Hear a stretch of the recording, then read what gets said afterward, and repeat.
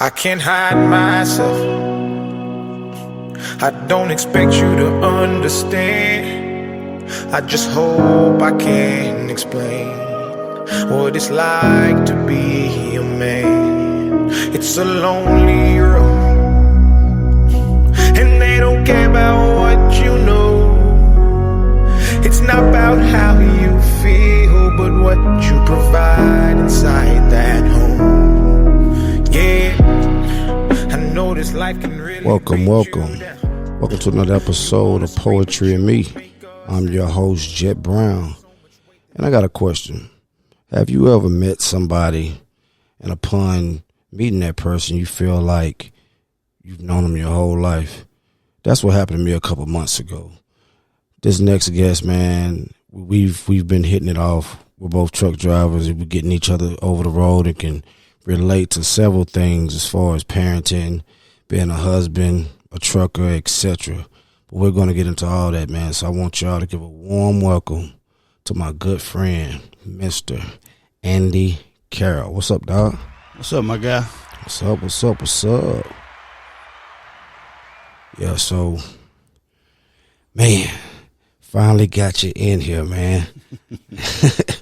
How you feeling? So you had a day off today, man, so we had to sneak this in real quick before you go back to work tonight. But how you been doing, man? Man, doing good, man. Lord blessing me continuously. Yeah. Can't complain at all. Yeah, that's good. So now, upon meeting you and Miss Donna, man, I think it was just so dope how we linked up and we just decided, let's go out to eat, because we're both like guys that's kind of introvert. We don't get out much. And upon meeting each other, it was just like, you know what, man, I got a spot. You and Miss Whitney, come out, and that was kind of like the start of our friendship, like breaking the ice was us going out to eat, man. So that was really, really dope. Right. I agree.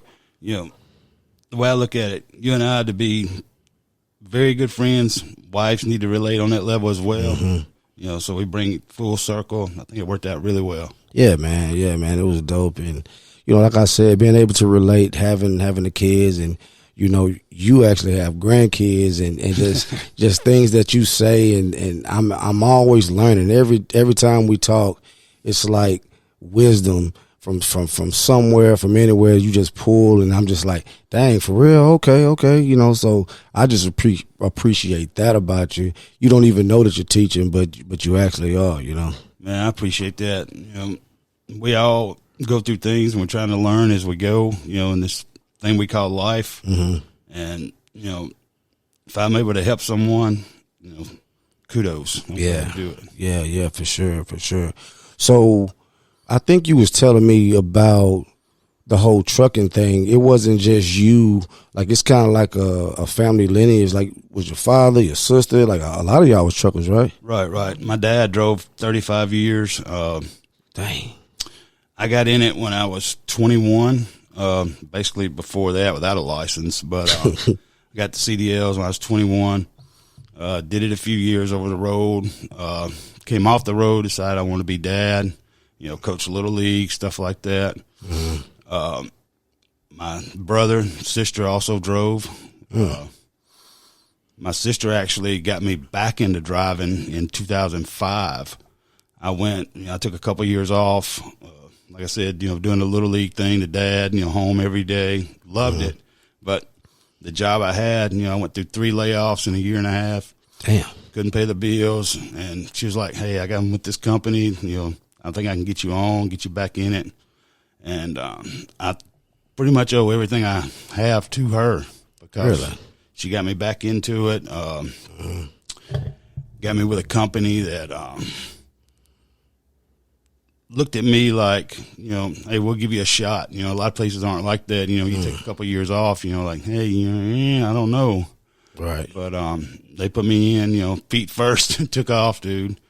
But I stayed with them, like 5 years, moved up, you're always trying to do better. But, I owe her a lot for that. Wow. So I know something that we talk about that you did a lot that I cannot relate is the OTR. I mean, you telling me stories about, all 48, and the furthest stretch I've done is maybe from Atlanta to maybe Orlando and back with a team driving. But some of the stories you was telling me blew my mind. And then also, like you were saying, when you was building a family and how you was trying to balance the two. Tell me a little bit about that. Right. When you're over the road, the company I was with, I went 9 months straight to North Las Vegas every week. Wow. I'd leave, I got that route down so pat, I could leave Saturday morning and be out there Sunday before sunset. Wow. And reload on Monday morning out there, be back home Wednesday every week. Mm-hmm. But as far as like kids and stuff, God, I owe everything to Donna as far as that. She pretty much raised the kids because I was on the road so much. Mm-hmm. When you come home, when I started, it was like, we'll bring you home, once a week and every weekend. That's great until you see how it affects the kids. Mm. Don't want daddy leaving. You got to deal with, the crying, the begging you to stay, stuff like that. And it got to a point to where I was like, no, I'm not doing this anymore. If I'm leaving on Sunday, you keep me out all week. Don't bring me back. And it's more, not all the kids, it also takes a toll on you, because you see them crying and begging you to stay. And then for 5 miles or 10 miles after you leave the house, you crying, wishing you could stay. Yeah. So, yeah, it's tough on both ends. Yeah, I really thought that was key when you said that you would deliberately stay out longer just so you wouldn't come home and do that whole tug of war with the kids because you know how much it affected them and affect you. And Right. I think people don't realize as truckers, man, this road is it's a love-hate relationship. It could be our therapist, our counselor, our guide, our everything, and the road doesn't talk back. Right. So you going through what you're going through, and when you were saying about, having a good crowd on the road, I mean, I think we've all done it. I've definitely done it, and dude, I'm telling you, sometimes it is tough, but as men, we have to do what we have to do to provide, and we chose trucking, so that is kind of part of it. Right, absolutely. I've laughed on the road, cried on the road, prayed on the road. I told someone one time, me and God had some, very long conversations on the road. It's uninterrupted. Like you said, you're out there by yourself, you get on a stretch of highway and, nothing, going on, but it's just things running through your head and you just, you got to get it out. Yeah. So now, as far as your family all being into trucking, is it because that's what you saw your dad doing that made you want to get into it, or?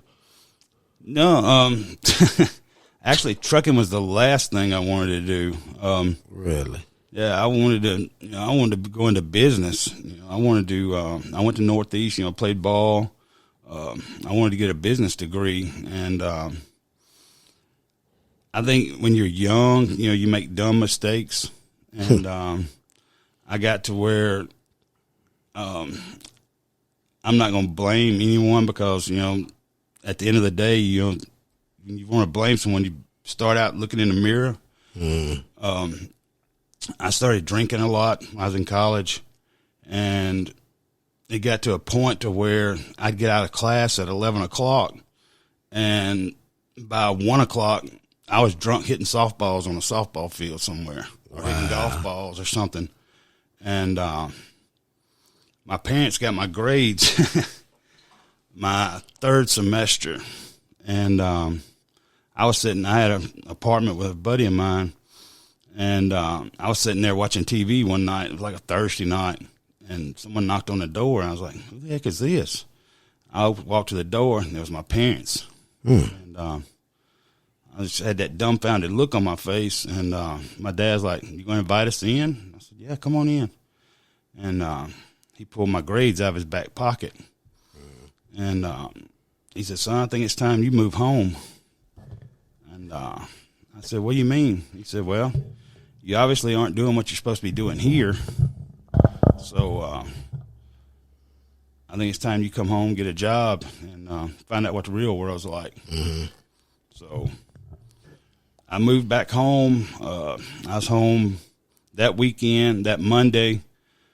I went around doing applications, and Tuesday I went to work. I was working in a factory, and I was loading trucks, with furniture, and it didn't take me long to realize, I'd make a whole lot more money hauling furniture than I could loading furniture. Wow. So that's when I started, decided I wanted to go into trucking. Okay. So now by you doing it, then was that a domino effect? Then your sister, then your brother, or was it all kind of like a? My brother had always said, he wanted to be a truck driver. Okay. He got in some trouble, when he was younger, and went through, prison system, got out.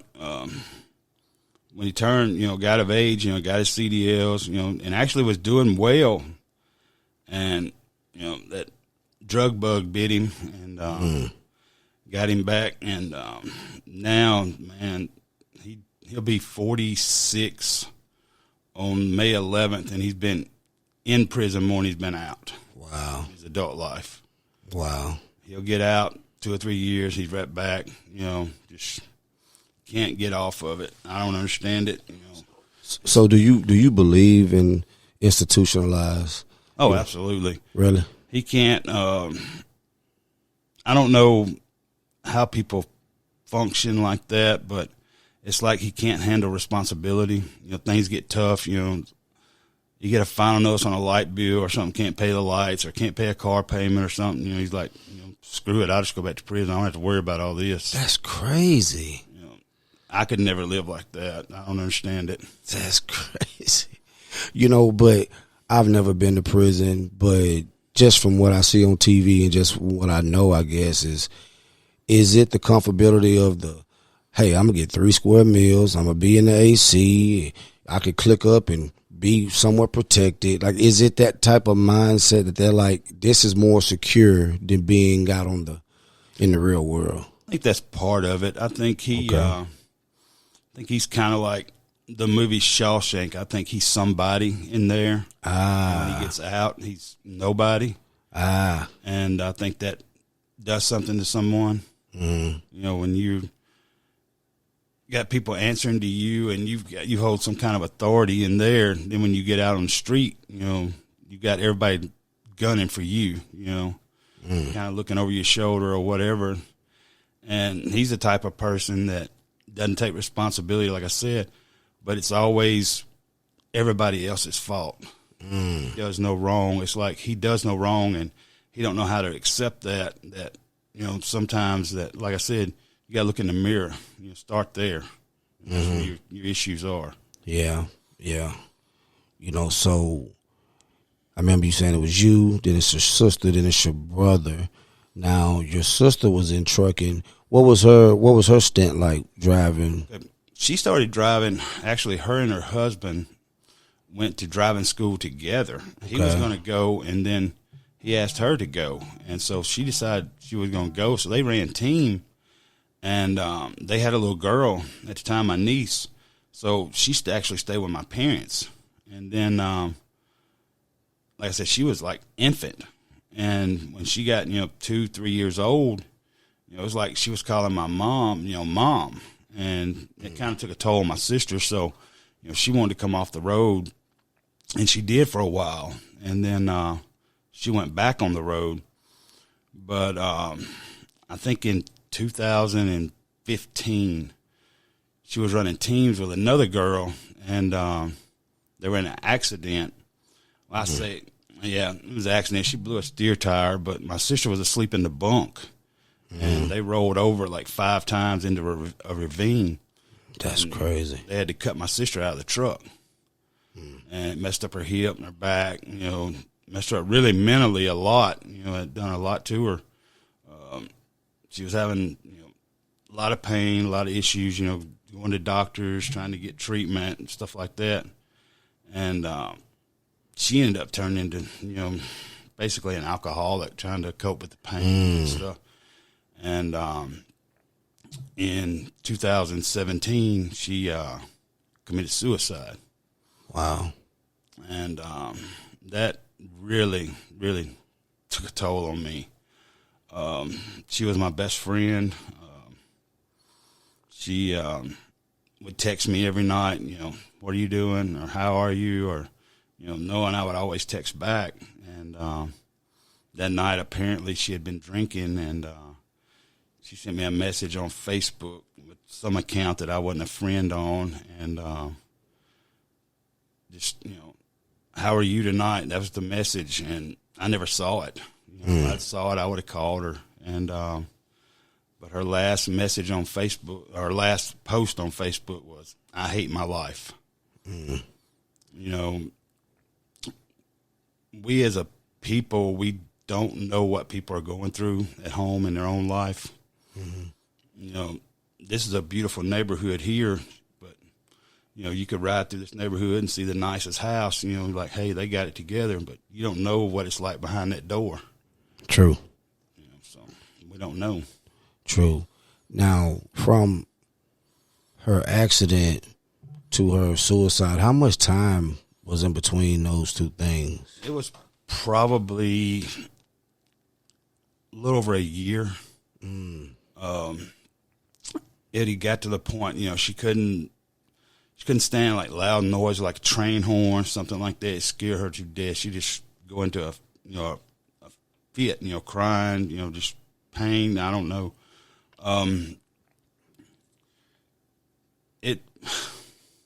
It's like she didn't know how to handle the pain, and she felt like she wasn't getting the right treatment for the pain. And I guess, you kind of feel alone at that point. I could imagine. You don't have the help that you think you deserve or think you need, and she didn't know how to handle that. Once that all happened, it was like, what could I have done to try to change this, or what could I have done to help her? And I ended up having to, I say, this, I don't take this lightly, but I ended up seeing someone, as an outpatient, a couple of times, a week for, a few weeks. And it finally got, burned into my brain that no matter what I had done, she had already made up her mind. I couldn't change that. So, it took a long time for me to get over that.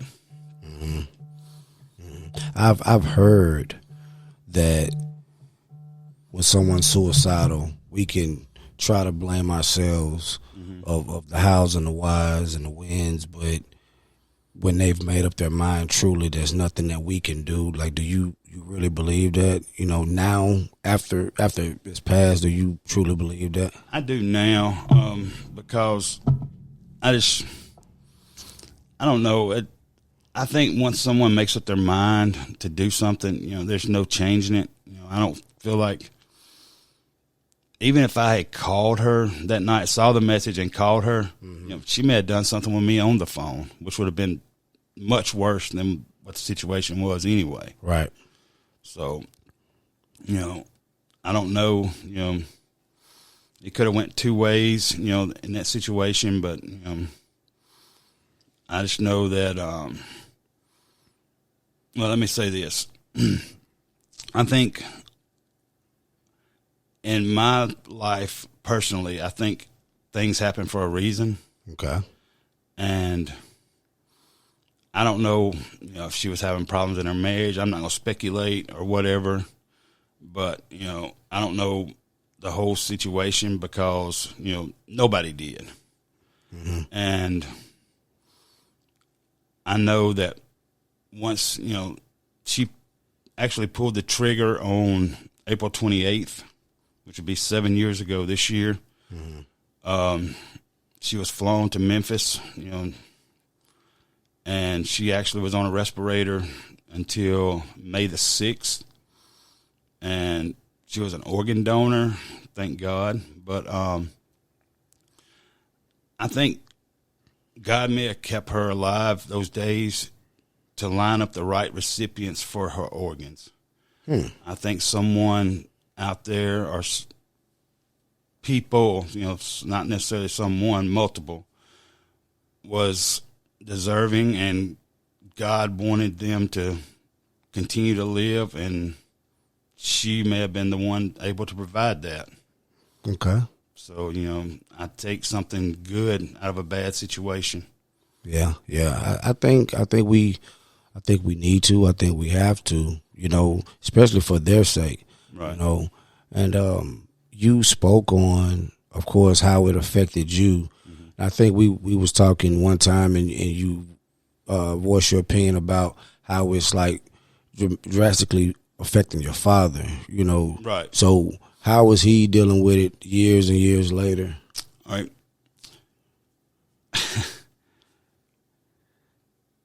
Up until my sister's passing, I can probably remember 3 times in my life I ever saw my dad drink. Wow. And now it's every day. He is full-blown alcoholic. He calls me every night. I already know the conversation before the phone ever rings. Before I ever answer it, I know exactly what it's going to be said. And I can pretty much narrow it down to within 10 seconds how long that call is going to last. Oh, yeah, I'll be on the phone with you. And your impersonation of him is pretty damn funny. But it's I'm at the point now to where he's 73 years old, and I can't tell him not to drink. I tell him I wish he wouldn't, or, Dad, I think you'd feel a lot better if you didn't do that. But, I'm not, in a position to tell him, hey, you can't drink, or, hey, you've got to stop drinking or whatever, because he's going to do it regardless. Mm-hmm. And, nothing I say is going to change his mind. He and my mom were married 37 years and decided they wanted a divorce, it's out of the blue. And that was almost 14 years ago. And once, my dad, he got remarried, got divorced, and my mom never got remarried. Her health actually took a turn, and she's actually in a nursing home now. So with my brother in prison, my sister gone, it's just me. And, like I said, my mom's in a nursing home. My dad, pretty much alcoholic, lives on his own. So I have to continuously worry about him, keep checks on him, make sure he's doing okay. But at the same time, my mom just went through breast cancer. And so I'm having to, pretty much like Stretch Armstrong here. Yeah. Plus my family at home in my house. Mm-hmm. So. Yeah, we talk pretty much every day. And just going through your regimen, your scheduling, and being over here doing this and running this person to the grocery store and then driving 12, 13 hours a day. And, I know you mentioned your girls. If it wasn't for them stepping up and helping out with your mom a lot, and, then Donna has the grandkids, I'm like, you give me anxiety just listening to the schedule, the full bore of it. It's like, man, y'all are actually pulling this off, man. So I know after what you went through, what your family went through, like you were saying, with the passing of your sister and your brother being away, you pretty much became an only child, right? In a short period of time, and I think you should be commended just to juggle it all. To be honest with you, it's definitely tough, and like I said, my own house, it. Almost 3 years ago now, we went from empty nesters to, having a child back at home. And, okay. Our youngest daughter, Haley, she had been moved out, for almost 2 years. Okay. And she calls me up, one morning, out of the blue, Dad, I need to talk to you. I need your help. And her mom and I sat down. We had a conversation. First thing you think of, hey, she may be pregnant. That's the first thing we thought of. And she finally showed up that day, and she was like, she was crying. She walked in the door, and I told her, I said, you might well just spit it out. Tell us what's going on. And she said, Daddy, I'm pregnant. And I said, okay, we can handle that. I said, what do you need us to do? And she said, well, that's not even the reason I wanted to talk to you. I just found out I was pregnant today. I said, okay. So what's going on? And she's like, Dad, I'm on dope. I said, what do you mean you're on dope? I said, when you say dope, I said, what do you mean? She said, I've been on meth for over a year. Wow.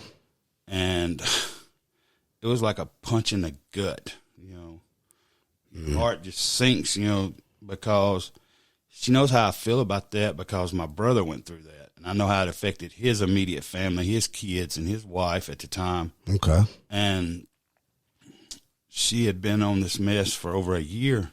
Well, now she's got, she's pregnant, so that brings on a whole new set of, problems.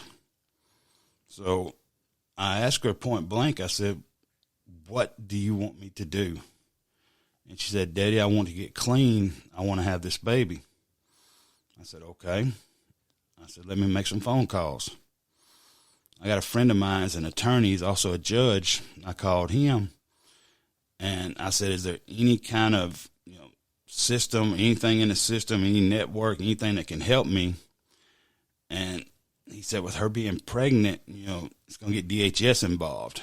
And, nobody wants, have them looking over your shoulder for any reason, whatsoever, and,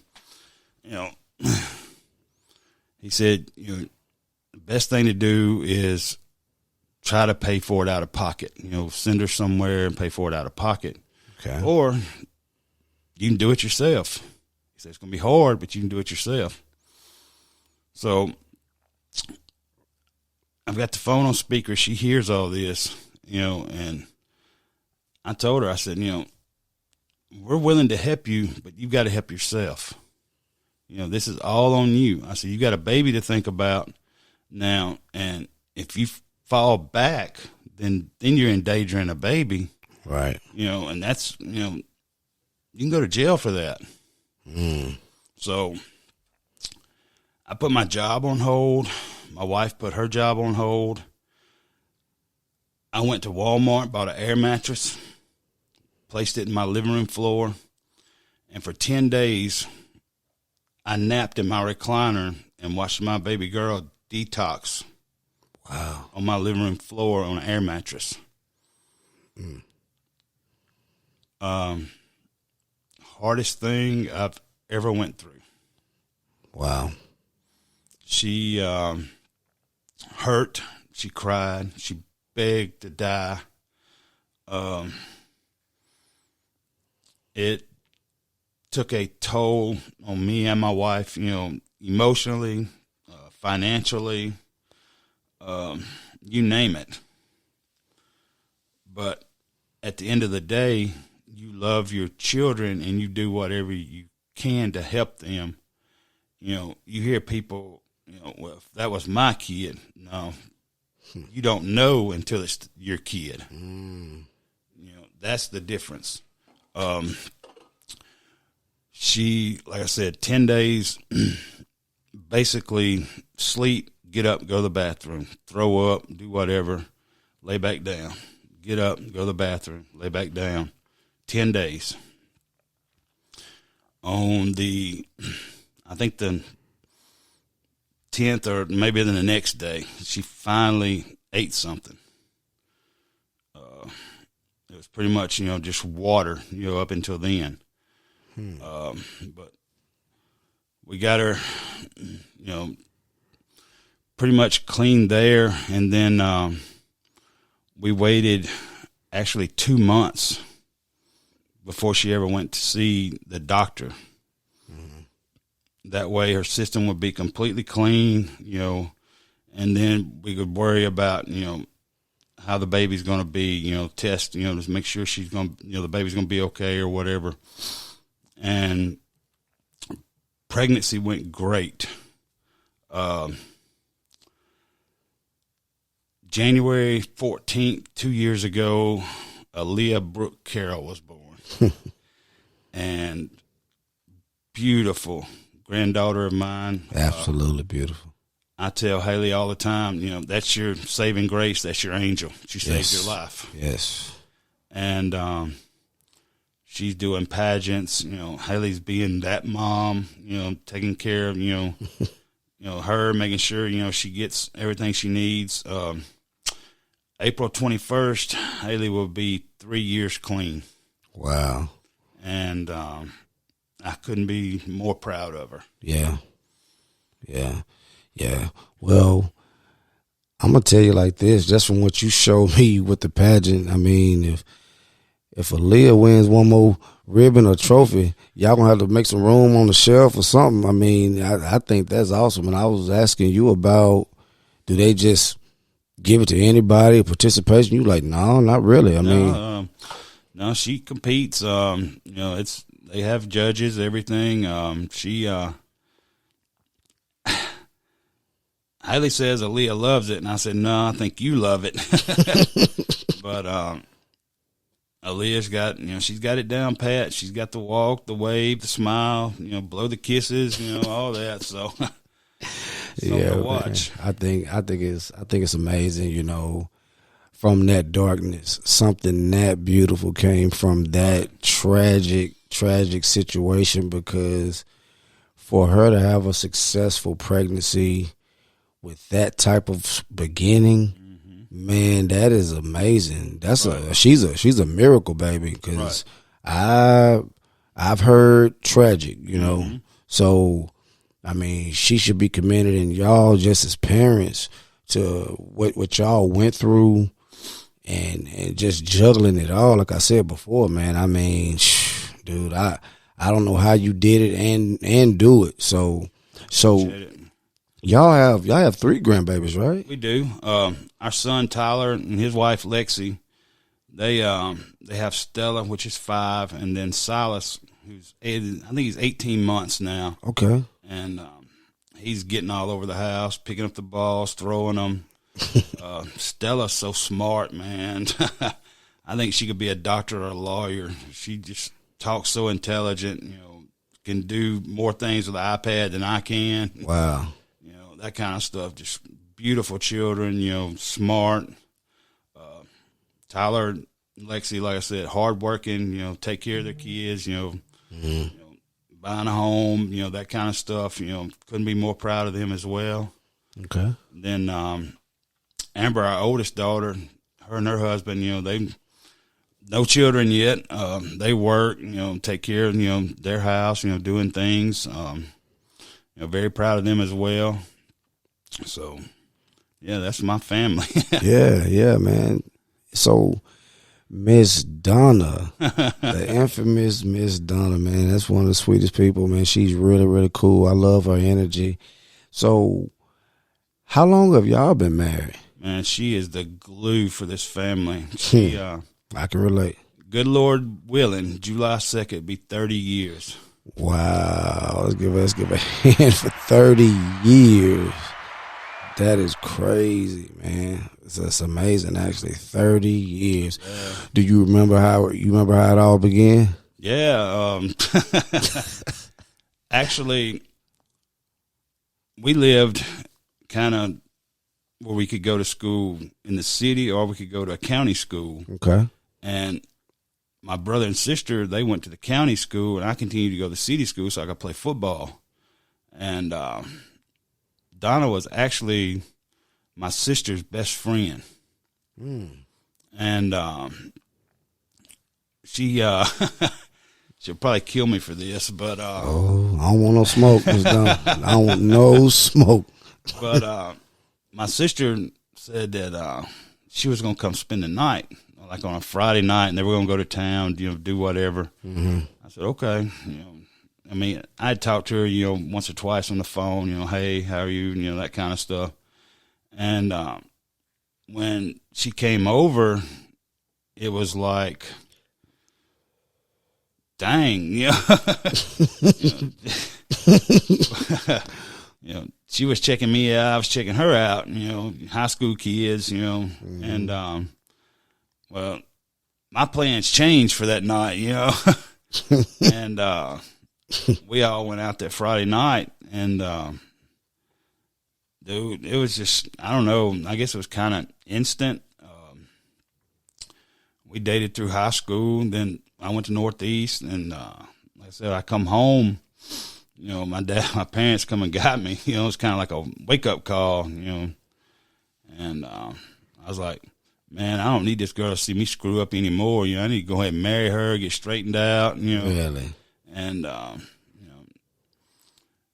we got married, and like I said, I was working in furniture, and we got married on July 2nd, and we picked that date because, in the furniture world, factory lifestyle, you pretty much get that week of vacation around the 4th of July every year. So we was thinking, we get a week honeymoon, we get a week off every year, that kind of stuff. We wasn't thinking about truck driving at that time. And we we got married. I went back to work the following Monday after the 4th. We got married on Saturday the 2nd. We were off work the whole week, the following week. I went back to work that Monday, and around lunch, they called a meeting. I got laid off. Wow. Married a week and got laid off from work. And, dude, we had an apartment at the time, first time paying light bills, gas bills, water bills, that kind of stuff. And we're like, what the crap do we do? We got to figure this out, try to do something. Damn. And, that time of the year, there's not a lot of people hiring, because vacation time, things slow down. Mm-hmm. So I'm out pounding the pavement looking for a job. We wondering how we're going to eat or whatever, and it went, to this day, I won't eat cinnamon toast. And I won't eat hamburger helper. Cinnamon toast and hamburger helper. We ate so much of it, Really? Hate it. Can't stand it. Don't even want to smell it. Wasn't you telling me something about y'all had a lot of, naysayers, like y'all wouldn't last or something like that? Oh, yeah. I mean, we had people, we heard, whispers, when we got married, hey, that won't last 6 months. That won't last 30 days. I give it a year, this kind of stuff. And it's funny now looking back, those same people have been divorced, remarried, divorced, that kind of stuff. And here we are, through the struggles, still together, still going strong. But, I think it's the struggles that make you stronger. Mm-hmm. If you don't have those lows, then you can't enjoy the highs. Right. So. Right. I definitely can agree, but I think it's funny. You say, like y'all, like they say y'all won't last 30 days. It's like now here y'all come 30 years. Right. Like kind of like y'all traded 30 for 30 or something. Right. Ain't that something? I mean, y'all, that should be commended.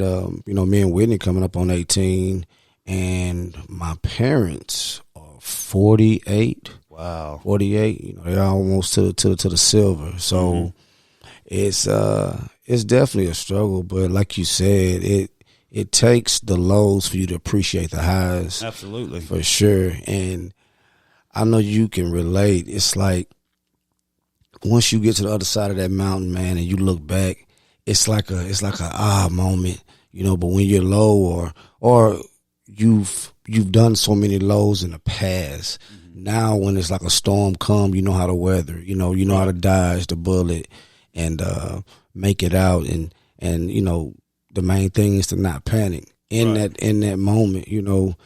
Bills don't scare us anymore. You know what I mean? You're saying kids coming home and say, "Hey, Dad, I'm pregnant." You've weathered that storm, and to deal with addiction. And I think it's very key for you to say and to have that family that's dealt with that addiction on several different occasions and different things, whether it's drinking, whether it's meth, whether it's, to see that and for you to stay diligent and to not go down that same path and to try to keep your kids on a straight and narrow, man, I really, really think that, you need to be honored for that because it could be a whole lot worse. You know what I mean? So definitely. So what do you see yourself doing, or do you have? We talk about trucking a lot. Do you have like a hobby or something that you did on the side, or something that you like to do? Man, when I was younger, from the time I was 12 all the way up through college, I played pool daily. Pool. My granddad would go to the pool hall to play dominoes. So Domino. they would play dominoes and I would shoot pool. And I kind of taught myself, for the majority. And when you do that, you kind of, start making balls, and then you kind of get the big head. Then you start getting expensive lessons. You start wanting to play for money or whatever. But I played, all the way through college, even after Don and I got married, for a few years I played. And then, once kids, and over the road, stuff like that came along, you kind of don't have time for all that anymore. So you kind of put it on the back burner. And then after my sister passed, I told Don, I said, I've got to pick up a hobby. And I said, I've got to do something to get out of this house. And she's like, well, what do you want to do? I said, I think I'm going to start playing pool again. She said, okay, do whatever you need to do. I'll support you. So I pulled out the old stick, started, hitting some balls again. Actually got, pretty good again. Won a few tournaments, won some money. Did a lot of traveling, going to tournaments, stuff like that. I've played, in the same building, with number one in the world, Dennis Orcolo. Wow. Been in the building, played in tournaments with John Hennessy, in tournaments with Roland Garcia. Let's see, Tony Shohan. Very good players. That play on TV. Okay. In these tournaments. Nice. Now you were telling me something. I was an avid pool player once upon a time, but when you start talking that lingo to me, man, it make me feel like you just run me off the table. But you said something one night we was talking, and it just made a lot of sense. You said if you take the regular pool balls and play on the snooker table, because the pockets are smaller, right? If you could land those balls over and over in the pockets and then go back to playing on the regular table, the pockets are going to be huge to you because you've gotten yourself disciplined and making it in that smaller hole, right? Right. Yeah, when I was younger, that's how I learned. And, of course, I just got back into the game. I did that a lot. You take the regular balls off a regular pool table and put them on a snooker table because the pockets are so much smaller.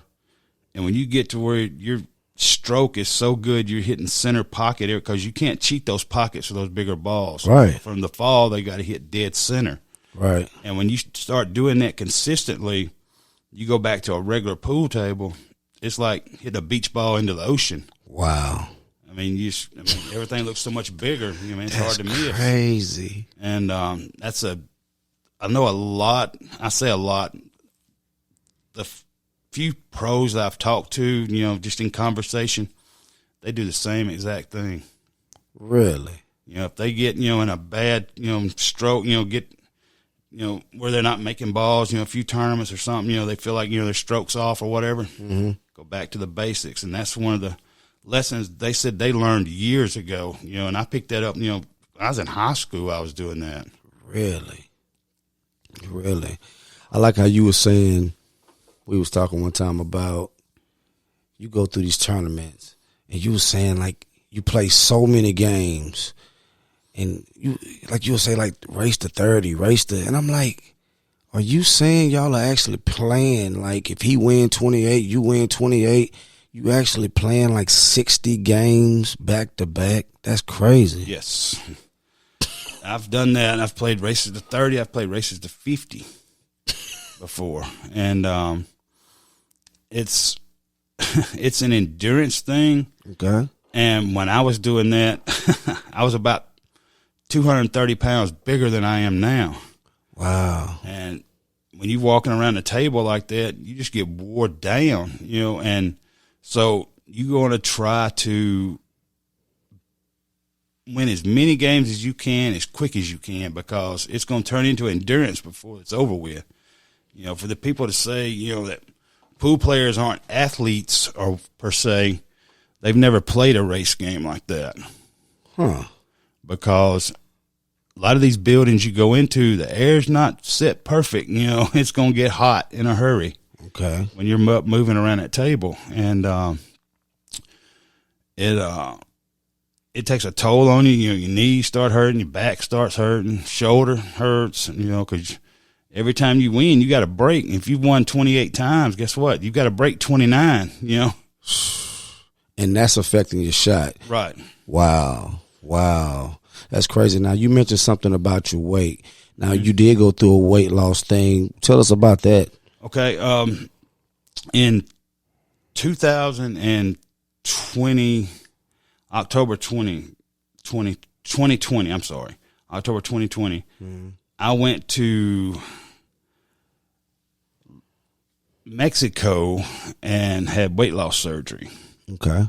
I got to the point to where I was having trouble with my knees, trouble with my back, just ankles hurting. Every time you walk, you sound like Rice Krispies popping. And I said, I've got to do something. And so I paid $6,000, went to Mexico, and scared to death when I went over there. Wow. I'd made out a list, to my kids, and my wife, if this happens, call this person, do this. This person owes me money. This person owes me this. This person owes me this. Whatever, just trying to make sure I have everything in order, because you never know when you go under a knife, especially when you're in a foreign country. But we went over there, and it's funny to me now, because the first thing they wanted me to do was have an EKG, a chest x-ray, and they wanted a COVID antibody test.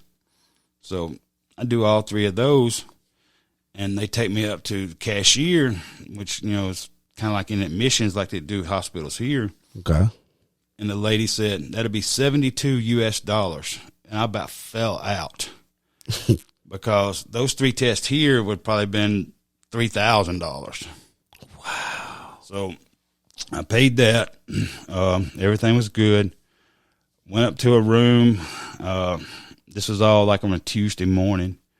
And Tuesday afternoon, they wheeled me down for surgery. And I don't know how long the surgery was. And Donna says she can't remember. But that night, dude, I was up walking and doing everything. I stayed there 2 days, came back across the border. I was so happy to see that. I remember we came up through the tunnel up back into the United States. Welcome to the United States of America. I went whew, like that. And our driver just kind of looked up in the mirror, and he's like, "You afraid you're not coming back?" And I said, "Man, you don't know until you get back." Wow. But yeah, man, I look at it now. You walk in Walmart and you see those dog food bags, 50-pound bags of dog food, and I don't think I could pick up 4 of those and put them on my shoulders and walk around. 4 bags of dog food. But that's what I used to carry around. Really? So you've lost over 200 is what you're saying? Lost 230. Wow. So do you have a goal? You want to lose so much more? Yeah, I want to get down about 50 more pounds. I'm working on that. I say the process slows down, the further out you get from surgery, in which it does. But, some of that's, your own habits as well. Okay. I have to watch what I eat, stuff like that. But I'm a sucker for peanut butter M&Ms. So, I have to watch, up there and anywhere around me, I have to watch that. and more. I don't know. It's like, I have to eat more protein, stuff like that. Just kind of stay healthy wise, because you will start feeling weak. Can't overeat. You overeat, it make you sick to your stomach, stuff like that. But I'm very satisfied with the progress so far. Oh yeah, man. I mean, you showed me pictures, and to look at you today, it's like two different guys. I'm like, man, that's not you. You're like, yeah, that was me, you know. Absolutely. And then, certain things you would tell me, like your routine or your habits of what you used to eat back in the day. You're like, man, I used to get the 8 piece of Popeyes, this and that. I'm like, man, you wasn't eating that by yourself. You're like, yeah, I was. Yeah. I said, dang, that's crazy. And you say you even tried that now. It's like, that's a no-go. Like, you'll be sick to your stomach. Right. I don't even go to anywhere that's like a buffet or anything like that. It's just a waste of money. I'm not going to eat enough to pay for it, Yeah, well, we went out to eat, man. I mean, you did enough bites, but it's like you had way more on that to-go plate than you put in your mouth. That's for sure. Right. So, I mean, dude, you doing it. I mean, to me, you definitely a walking inspiration, for me on a lot of things, but with the whole sobriety thing that I'm going through, and we was able to relate to that. Right. And I think that's really, really key, man, to stay on the path. And I try not to talk about it so much, but talking to you and having a brother, a daughter, you can relate to it and say, hey, man, now I got a dad, that's a full-blown alcoholic. And right. So for you to be like that mentor, that median, be like, hey, I know what you're going through, been there, done that, currently still going through it. So it's like I really, really appreciate being in your ear, absolutely. From time to time. And man, I really appreciate you coming through to do the show, man. I think, man, we had a good time. Did you enjoy it? Oh, absolutely. Yeah, absolutely. Hopefully, man, first of many, and man, we're gonna grow with Poetry and Me. I think, hearing your story and using this as a platform for somebody to vent, if something they've been holding in all that weight for all that time. It's just a place where people can just have a conversation, man. Right. And I think everything will be cool. But I'm gonna leave y'all with this. It's an old Rip Daniels quote. He's a radio disc jockey, Gulfport, Mississippi. He used to end every show, man. I miss hearing it. He would say, if you don't know where you're going, any road will take you there. My name is Jet Brown, man. This is Poetry and Me. We'll see y'all on the next one, all right? It's a lonely road, and you don't care about what we know. It's not about how we feel, but what we provide inside that home. Inside that home. It's not about how we feel.